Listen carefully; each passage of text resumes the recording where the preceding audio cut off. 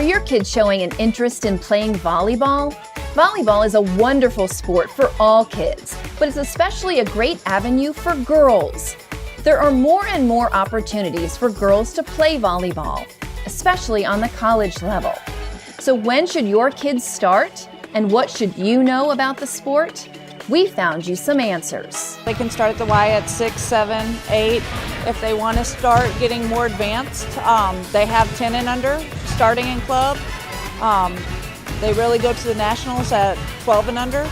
And so those are the ages to really get them going. And the more intense play is in club ball, and your more recreational play is in Y ball and league play. When kids are just starting out in volleyball, it's important to learn the basics right off the bat. Coach Smith says volleyball isn't about just hitting the ball over the net.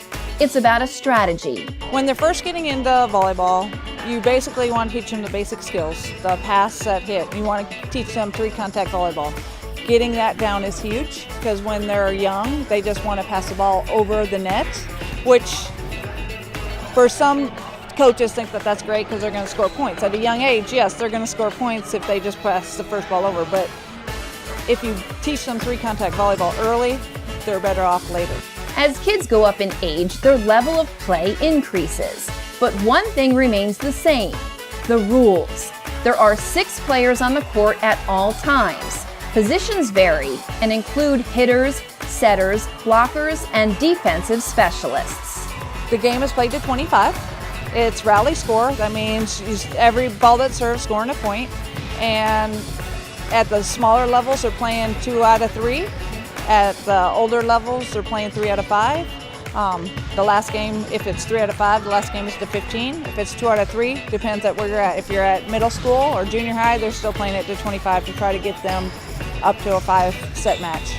As kids get older, the game is more about learning plays, reaction time, and speeding up the tempo of the game. At every level of play, the tempo will increase, and so will the communication among teammates. You need leaders, and you need emotional leaders on the court to kind of rally the troops. You also need communication leaders that are going to kind of direct traffic, but you also need kids that kind of calm the storm a little bit. And so the mixture of that develops the chemistry that you're going to need. There are definitely key characteristics to be a good volleyball player. In order to be a good volleyball player, I think you need to work on your foot speed. That helps you get to the ball. I think you need to work on your strength, your dynamic motion, because you have to jump a lot.